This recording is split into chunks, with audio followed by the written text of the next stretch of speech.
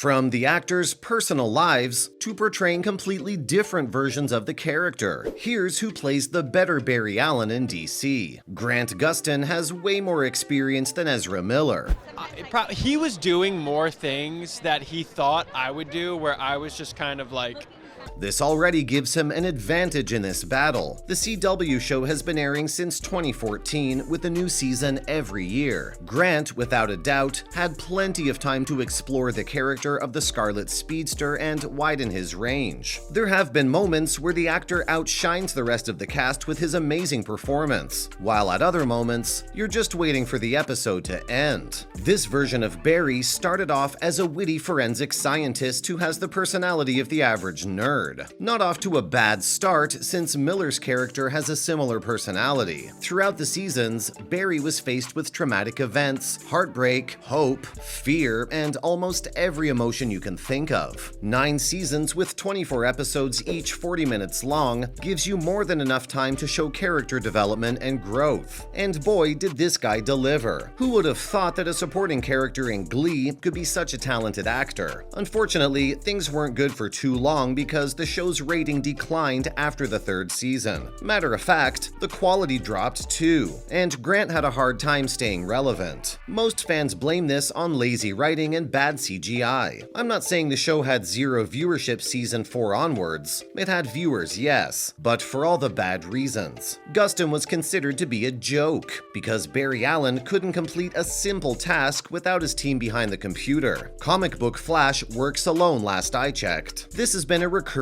theme in the Arrowverse though. Every hero always had the guy on the computer during battle for some reason. After a jaw-droppingly good first 2 seasons, The Flash just became an average CW show with more drama than action. The first season showed a lot of potential because of how great it was. If you compare the first storyline to whatever it is we're seeing right now, you'd be left wondering what went wrong. I admit there were times when Grant carried the series, but everything else that was going on kinda ruined his performance. Luckily, Ezra didn't face any problems like that. His version was one of the highlights of the only movie he was in. That's excluding his 2-second cameos in Batman vs. Superman: Dawn of Justice and the 2016 Suicide Squad. Spoilers if you haven't seen Zack Snyder's Justice League yet. But the part where Barry breaks his rule and runs beyond the speed of time to save the world was just fantastic. The score, the suspense, the acting, and in this case, the visual effects were all stunning. You might not know this, but that scene actually won an Oscar for Best Cheer Moment. Apparently that's a category. With a huge film-sized budget, it was very cool to see the Scarlet Speedster in all his glory. From the minute the character was on screen at the pet store, we got a glimpse at what good visual effects can bring to the table. And I'm only focusing on the HBO release, not the theatrical one. We don't talk about that disaster, but it's kinda unfair to pit Ezra and Grant together when one of them has a much higher budget than the other. So let's compare the overall character and acting skills. When it comes to that, Gustin seems to be the victor. Then again, he's had over 8 seasons to shine his glory while Miller has had a 4-hour-long film. Character-wise, there have been some complaints about the movie Barry Allen.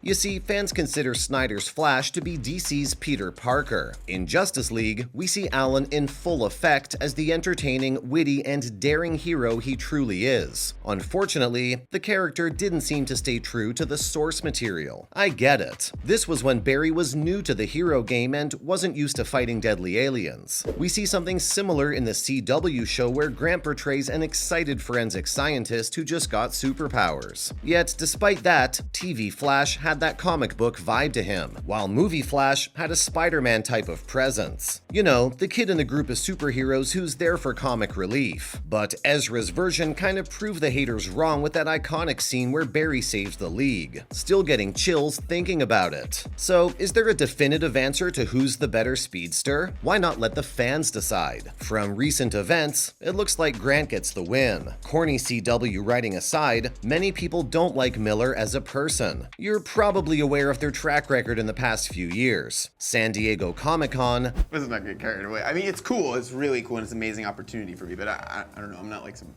super intense fan. Iceland and Hawaii were all locations for Ezra's erratic behavior. I don't think I'll be getting into the details of what happened while they were on vacation. The gist of it includes theft, kidnapping, assault, and grooming. Are they playing a superhero or one of Flash's villains? Gustin, on the other hand, has a clean criminal record. His social media has sometimes proven to be a little non-progressive, but he's still a fan-favorite actor of the Speedster. He expressed his thoughts when his co-star Hartley Sawyer was let go from the series due to his old racist tweets. Let's just say fans decided to give Grant the cold shoulder too, but comparing this situation to that of Ezra's is a little far-fetched, don't you think? The Fantastic Beasts actor did apologize for their actions and is seeking professional help for their mental state. That doesn't really excuse their unstable behavior now, does it? Many fans also used Ezra's sexuality and gender identity as a means to fuel their dislike of the actor. No wonder millions of people are in favor of Grant being the new Flash actor. Half of them are homophobic. Now, does being queer help your case? And I can't help but be animated, so even as Oliver, I'm still like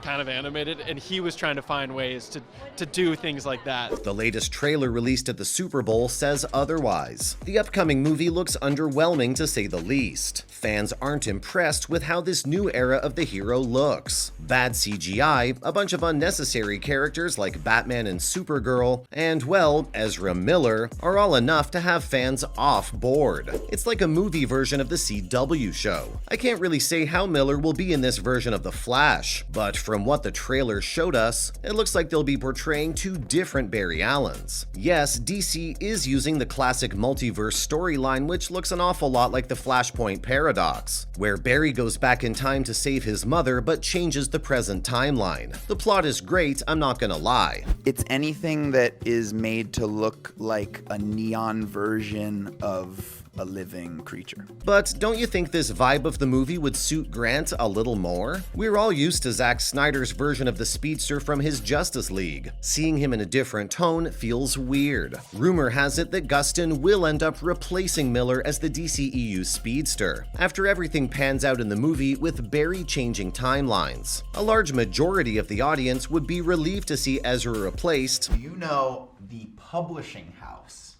that, fictionally speaking, published Fantastic Beasts and Where to Find Them?